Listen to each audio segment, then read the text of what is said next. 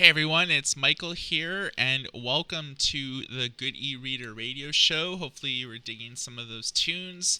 And this is the first time that we're sort of doing a live broadcast on Twitch, so you can listen to us on the Twitch channel. I believe the URL's twitch.tv/Good E-Reader, or you can just search for Good E-Reader on Twitch. There's a sidebar, a widget there on our website at goodereader.com, and it will sort of say that we're doing the radio show right now. Let me just do some edits.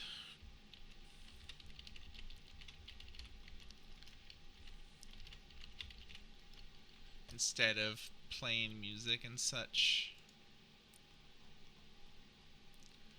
So this is all set up and ready to go. And so, yeah, this is sort of a little bit a different format. Of course, when the show is over, we're going to be distributing it to Apple Podcast, to Google Podcasts, Stitcher Radio, Spotify Podcasts, and all of our different sort of distribution systems as usual for our podcast. So let's get into it. Xiaomi is developing a new e-reader that is going to be crowdfunded. So they've done a few e-readers so far. Some of them have come out. Some of them are sort of in limbo right now. They are basically doing a touchscreen only version with no manual page turn buttons. It's going to be sold through their MyG account, and it was the pictures and sort of documentation was initially shared by Weibo. It's going to be a 6-inch e-reader. It's probably just going to be sold in China. So Xiaomi's done the T6 so far, as well as the Moan W7, which is a digital note-taking device. They announced that in spring, and it's still not available yet. So I'm not really too sure sort of what's going on about that. But let's talk about something that you can get your hands on and actually buy and use. Bokeen is releasing their first e-readers in a few years. It's called the Diva and the Diva HD. So the Diva is basically like an entry-level device. There's really nothing too exciting about it.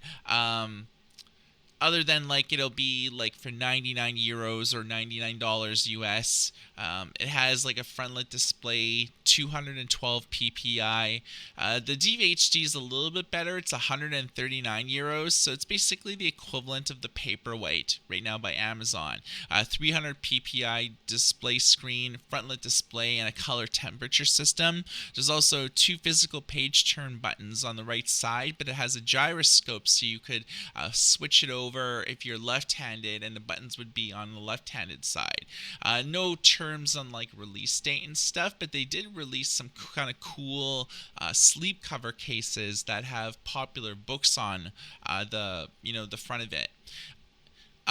Sony digital paper. This is the sort of the flagship standard when it comes to digital note-taking devices. They were the first ones that released a product that took digital notes, and Sony used to do consumer grade e-readers. They actually had e-readers predating the Amazon Kindle in 2007. So they've been doing e-readers for a really long time. They sort of abandoned their e-reader business unit around 2015, 2014, and then a few years later they released their first generation digital paper, and each and every year they sort of release a new product.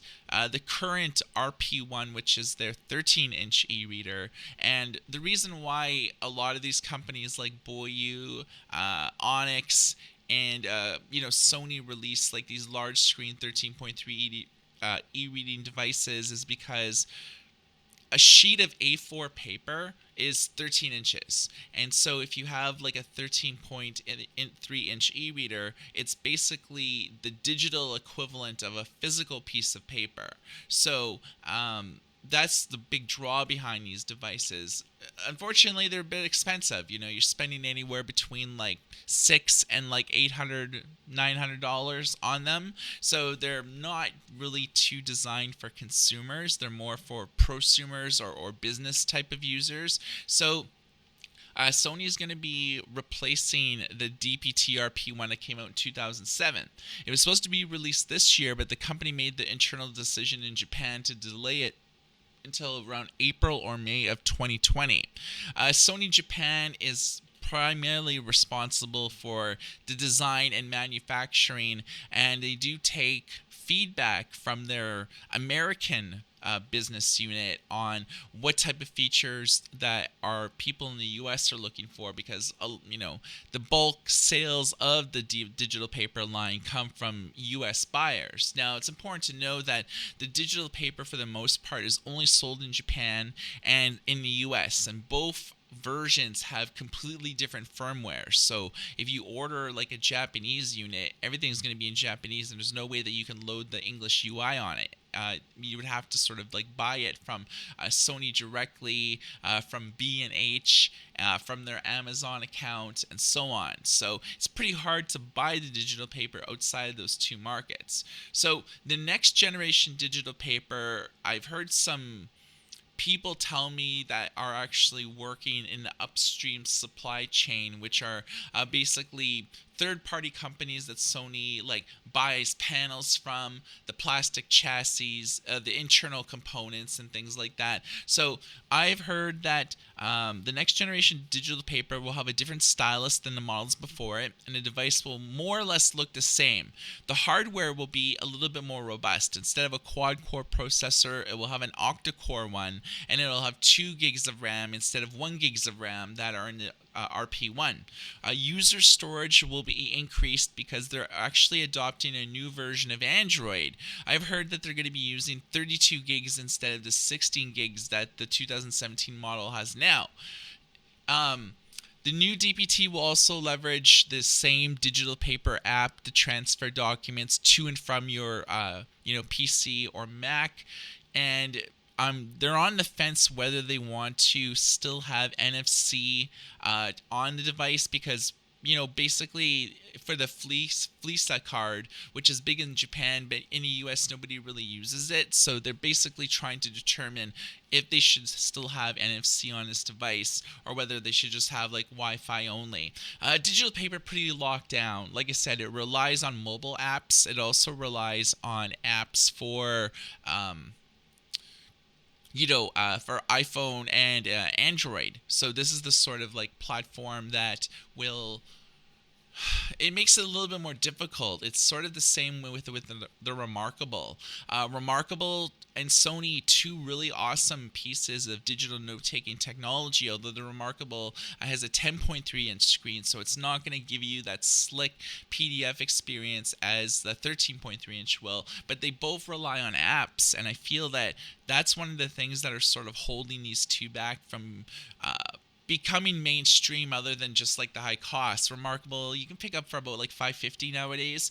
Sony digital paper, you're still going to be like spending a lot of money on it, but at the same point I feel like just the reliance on apps is terrible, because one thing that we have learned from having various Remarkable units, like in our studio and UFA units that they have like sent us for like review and comparison purchases, you can only have one Remarkable per like account. So if I have the Remarkable app on my PC, I can only ever attach one Remarkable to it, and there isn't an easy way to remove that Remarkable from my account. So if I want to set up another Remarkable, I got to log out of my account, register a new account, and set it up that way. And Sony's the same. So this is why I'm like a bigger fan of like these Android-driven devices instead of like the Onyx Books Max 2, Max 3. I'm a huge fan of it because like it's running Android 9.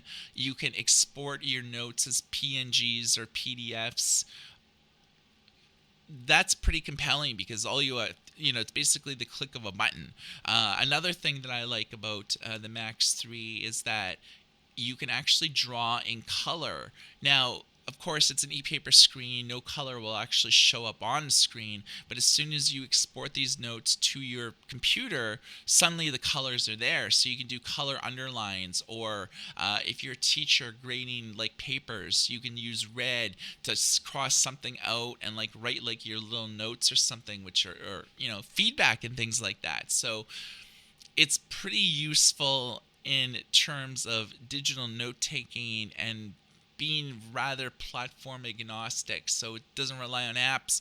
You just sort of drag and drop things via Windows Explorer as like you would like used to. So pretty handy. Basically, what else? Onyx Book pretty well in the last few weeks released like the Note 2, and it's actually shipping now.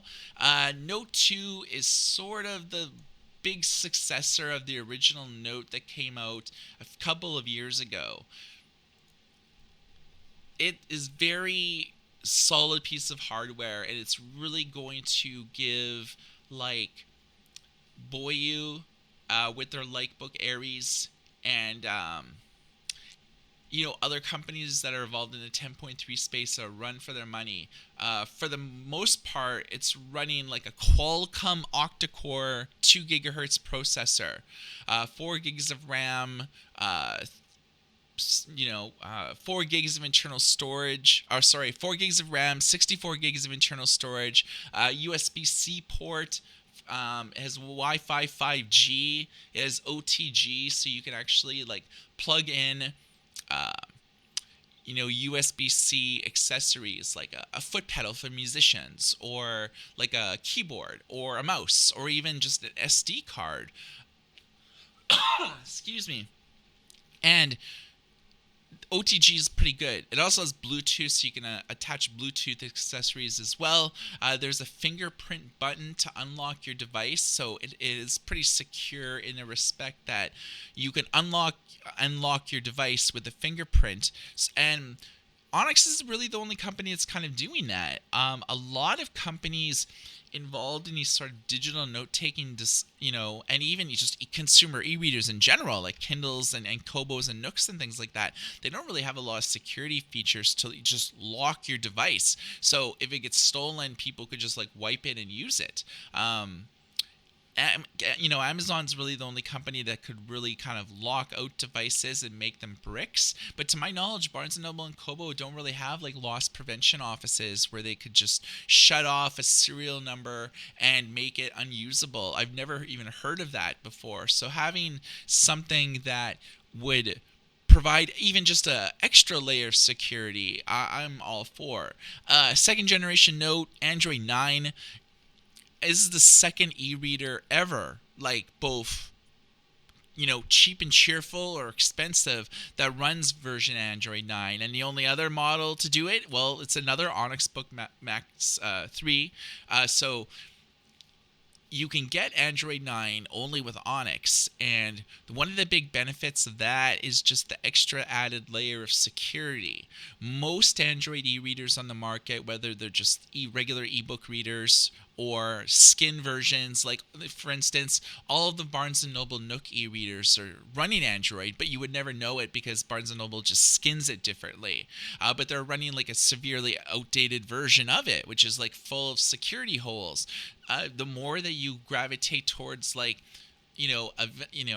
not a vanilla version of Android, but basically all Android e-readers are skinned, so you really kind of wouldn't know other than if you go to the apps menu and there's an app store available where you can install your own apps.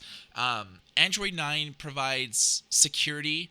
It fills a lot of voids. A lot of the e-readers out there are only running Android 6.0, and even e-readers that are issued like a year ago were running like 4.04. And I mean, those operating systems have been around for like, I want to say like 8 or 9 years. And over that time, you know what it's like. You read all the time in the news that like people find these 0-day Android exploits and things like that.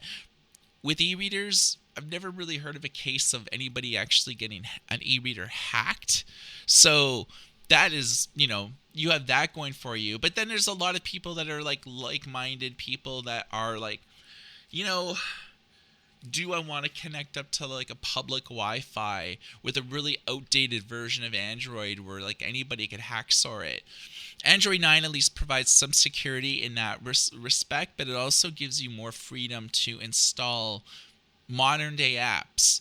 There's a lot of sort of newer apps, whether they're ebook reading apps, manga apps, digital comic type apps, things like that, that rely on a higher version of Android than most e-readers are capable of handling. So at least with the Note 2, you could run anything, any app, anything like that. And the reason why you could do it is because they have a new system for fast page refresh modes. And this is why I'm sort of bullish about Onyx, is because for the Max 3 and just Note 2, they have like a few different refresh modes available that will allow you to basically watch YouTube videos, play games without losing a lot of frames.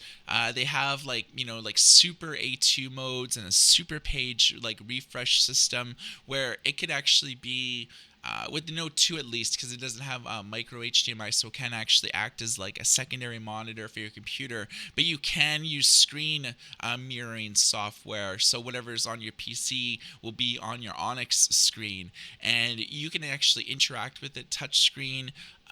You're not dropping any frames. It actually performs really well. You can actually check out our YouTube video at youtube.com/goodyreader and check out our Note 2 review.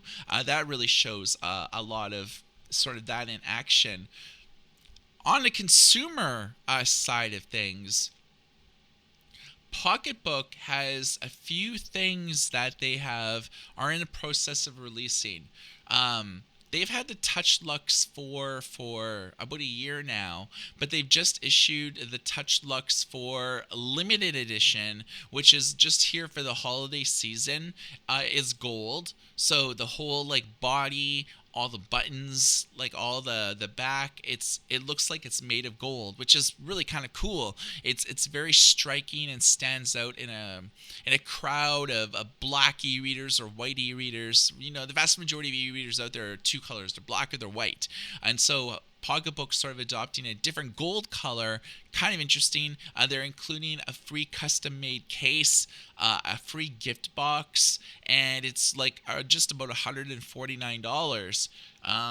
One of the nice things about this e-reader is that it's platform agnostic. They're not locking you into any type of ebook store, although they do have Adobe digital rights built into it, so you can sideload in library books to borrow from Overdrive, books that you purchase from Barnes & Noble or Kobo. You can just sort of use Adobe digital editions to sideload them in.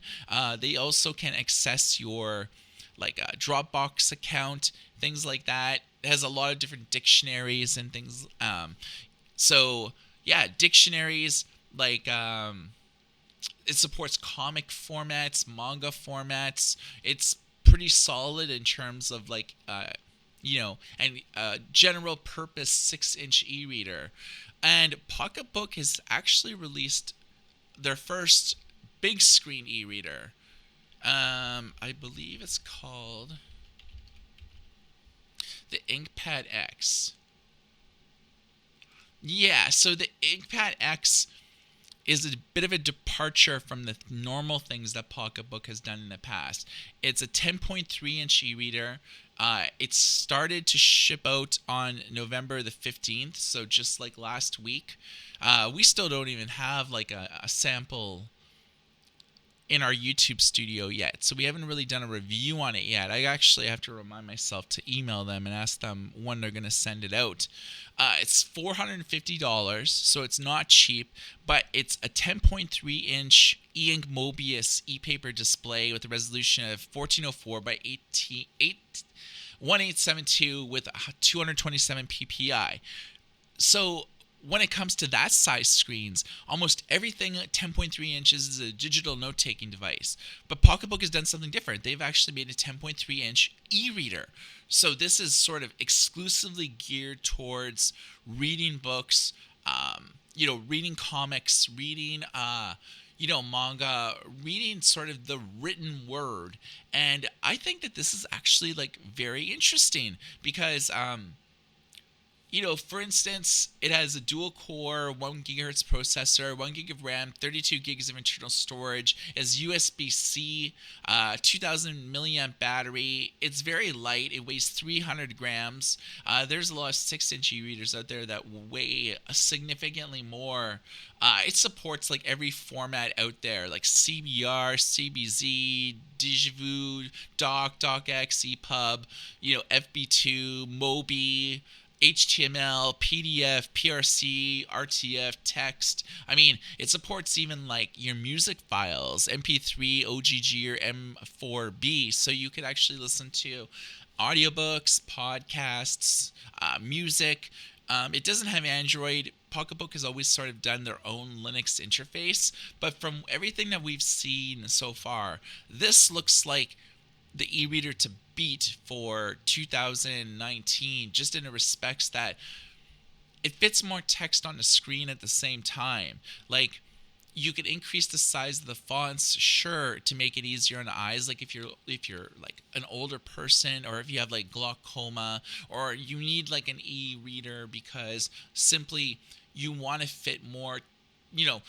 There's a big difference between, say, buying like a 6-inch Kindle that can, say, only fit like maybe 100 words on a screen at any given time, and the more that you increase the screen real estate, like say the Kobo Forma, for example, it's like about 7.8 inches or so, maybe 8 inches. You can fit way more text on a screen on like a 8-inch e-reader than you do a 6, and even a 10.3-inch e-reader, you can fit even more text on a screen. So less pages you have to churn, and if you're talking about increasing the size of the font to make it easier to read, because let's face it, as you grow older, some people need reading glasses just to read a book. With an e-reader, you can just increase the size of the font, and you don't really need to read reading glasses when you're doing it. So the InkPad X appeals to a wide demographic of people. It's available in the Good e-reader store. We're official distributor of Pocketbook, and an official distributor of Onyx and of Boyu and of like all these sort of bigger brands. We're official distributor for, just because we recognized that buying from like a European site that you've never heard of before, because they're the only distributor of Pocketbook, it's not really that good. Like, whereas a Canadian company selling it, a little bit more trustworthy, especially if you're ordering it in Canada or the US and things like that. So we, did a lot of distribution for some of sort of these companies that, Onyx for the longest time was only available in China. And so once we started distributing for them, suddenly now they're on Amazon. They're easier to get now. And same with the Likebook series.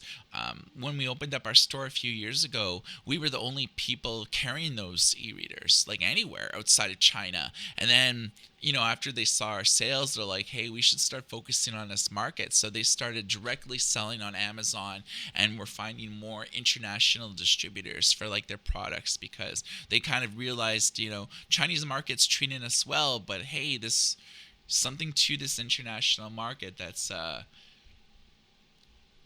don't know. There's like something to it.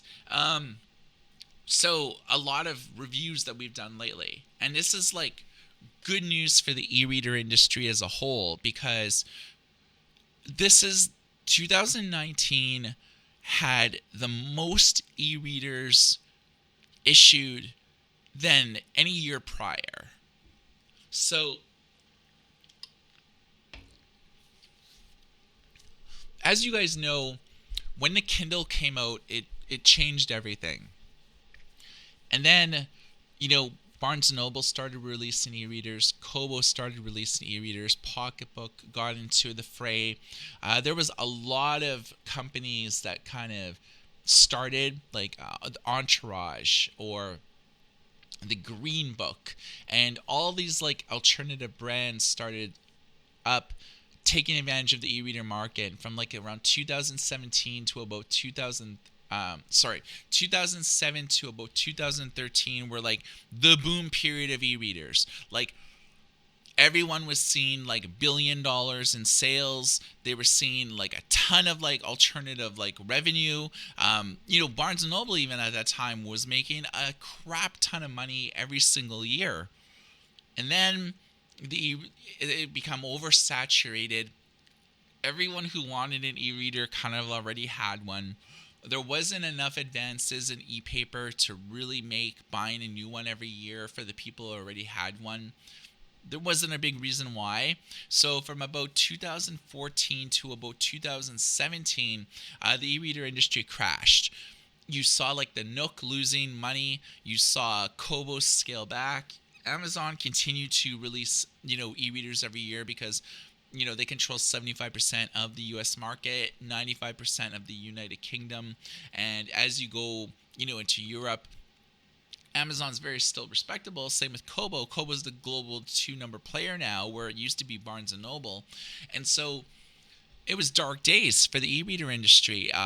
So many people just went bankrupt and out of business. People who just opened up an ebook store suddenly found that it wasn't viable anymore, sold their customers to Barnes & Noble, sold their customers to Kobo, and so on. And so around like 2018 to 2019, there was a resurgence, and it was partly due to new technology. So Amazon, for example, getting out of the 6-inch e-reader space, releasing the Oasis, bigger screen. Amazon products that you can now listen to audiobooks and buy audiobooks from. Amazon finally adopting a color temperature type screen. Most vendors now support both a frontlit display, color temperature system, as well as new e-paper that makes the pages turn faster, less refreshing, less ghosting, things like that. So people suddenly now have a reason to upgrade for just like a cheap and cheerful handheld e-reader. And then the thing that I think that saved the industry in general were digital note-taking devices. This is the Sony Digital Paper, the Like Book series, the Onyx Book series. Those are just the main notables. There's a few other companies involved in the space, like the Moo Ink Pro in South Korea, or the Xiaomi Moan W7 just available like in China when it becomes eventually available. But there's a lot of sort of smaller regional players, but at the same time, it was Sony, Remarkable, Onyx, Boyu, and Supernote to a lesser degree. Supernote just burst on a scene in 2019 and quickly started getting some pretty serious market share with their digital stationery products, slick design, and just innovative features. So all those products and all those companies basically saved the e-paper industry. E-ink is suddenly making money again because there's so many different new licensees that are licensing their e-paper tech. I don't know the ratios because, nobody reports sales figures. Amazon never reports Kindle sales.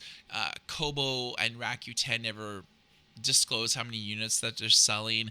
Now that Barnes & Noble is a private company, they're probably not going to disclose Nook sales, ebook sales anymore. So it's really hard to gauge how successful these products are. All we can do is look at Amazon, see how many units that they're selling, see what how many reviews that they have, questions to answers, and our own store, which really helps us kind of understand the popularity of certain devices. Because with our store, we launched it in 2000. Our new store, we had Shopee readers in 2011 to when the dark days of e-readers started to happen, and we just closed it because it just wasn't viable anymore. People just weren't buying e-readers.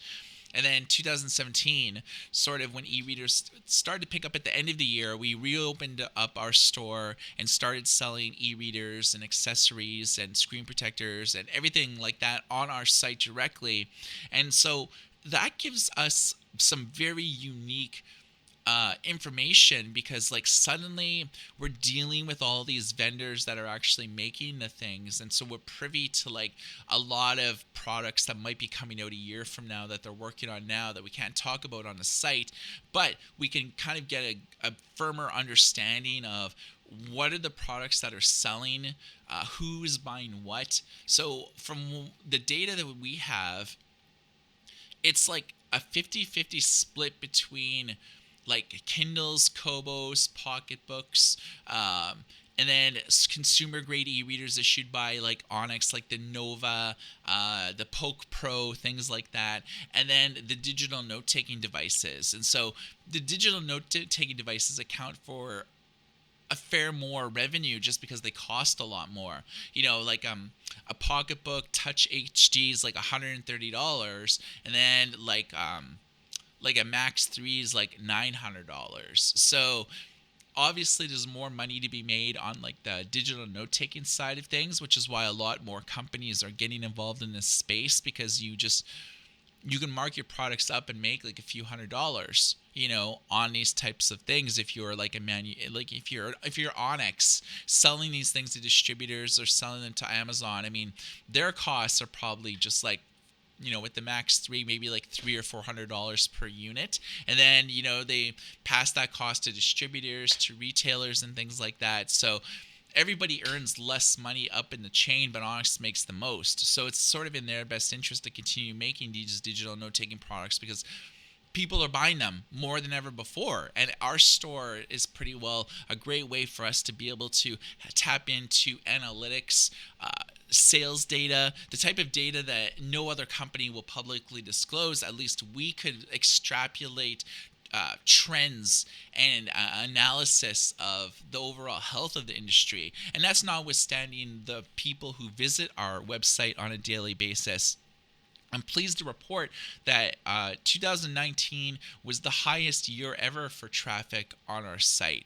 And I think that comes down to us just, so many more e-readers being released this year than virtually ever before. I mean, Kobo released 3, Tolino released 3, Pocketbook released 3, Onyx released 5, Boyu released 4. Like, it's just there's so many, like, that's just off the top of my head. That's not accounting for like the e-ink smartphones that we've reviewed, or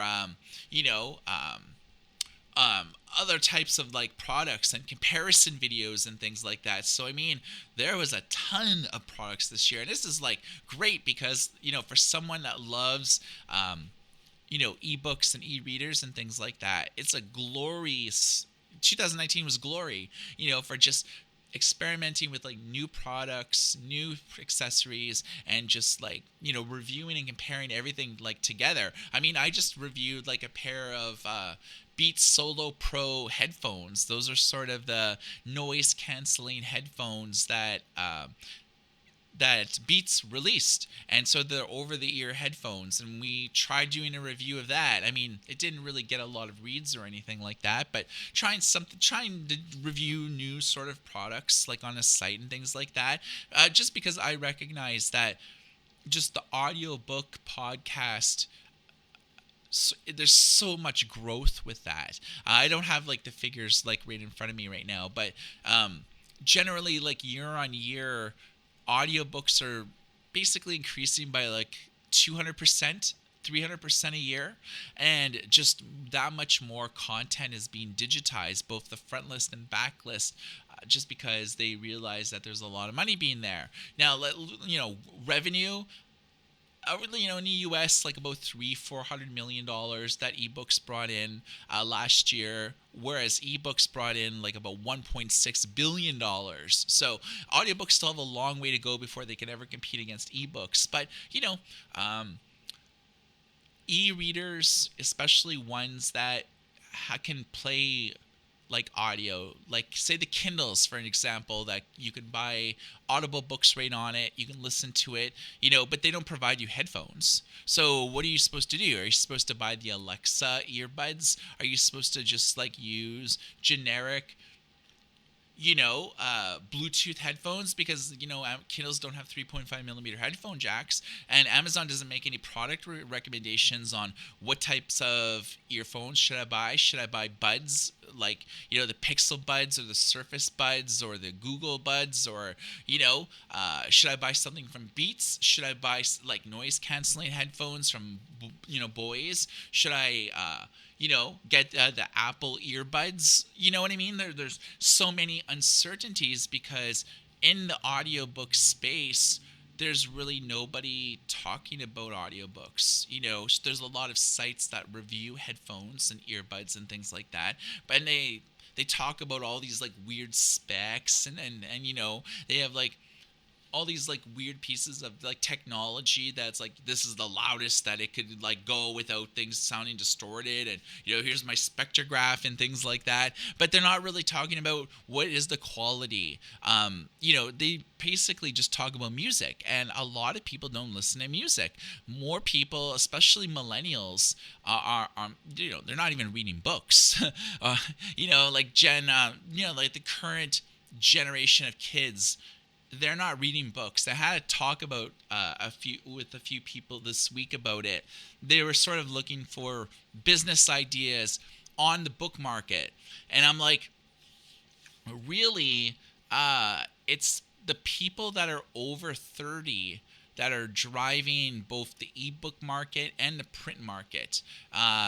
Women between like 35 and 65 pretty well drive bookstore sales, and then online ebook sales, it's still skewed more towards women that are buying it, but mostly men, but men over 45 that are buying it. So it's surprisingly that Michael Tamblyn, the CEO, was like, ebooks were the first new technologies that were not adopted by kids or teenagers or early adults. They were driven by older people. And I found that basically summed up ebooks. And so when this person was talking to me about business ideas, I'm like, and they were like thinking about aiming at kids, that I'm like, that's the stupidest thing ever, because like Pew Research and everything like that are like, kids are using Instagram, Snapchat, they're using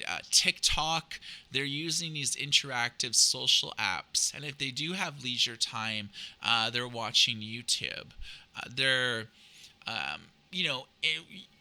interacting with like these various platforms. If they are reading, it's like headlines, the odd article on Apple News, where it's it's still considered reading, but it's not like a book. There's a difference between like reading short form. Like I load up my iPhone and I see like the news headlines here. Jennifer Lopez has her mind on this, or Jada Smith opens up a relationship with Tupac Shakur, and it's like, okay, I'll click on that and read it, and that's like what they read for the day. But I know a lot of people that were born just under the 2000s and just over the 2000s, and the only books that they've ever read, like books that they've ever read, were books that they were forced to read in school. And I found that was like very interesting, that the only books that they read were in school, and because they were forced to read, they now hate to read. And maybe there's something for that. So basically, if I can sum up this radio show in a pinch, 2019 was awesome for e-readers. 2020 is going to be even better for one big reason. I talk to the president of e-ink on a regular basis. Like every few weeks, we exchange links on LinkedIn and other platforms. Anything really kind of interesting in the e-ink industry, we kind of like talk about it a little bit. He told me that color e-paper is going to be ready by 2020. So does this mean a color e-reader is going to come out in 2020 or maybe 2021 at the latest? But it really looks like they've solved the refresh issue. And if you've ever read anything on our website about advanced color e-paper. This is something that e-ink has developed like a few years ago. They initially developed it for digital signage. So instead of just black and white signage, like when you're at airports, when is your flight going to land? They have color now. For cafes and things like that, instead of it just being black and white, they could have color now. A color thing on a sidewalk that advertises, their specials for the day. But the one thing that was holding it back from e-reader adoption was the refresh issue, which is why advanced color e-paper right now we're just showing like one image and then changing to like a different one. But you could see the refresh rate. So e-ink told me that they solved the refresh rate for advanced color e-papers.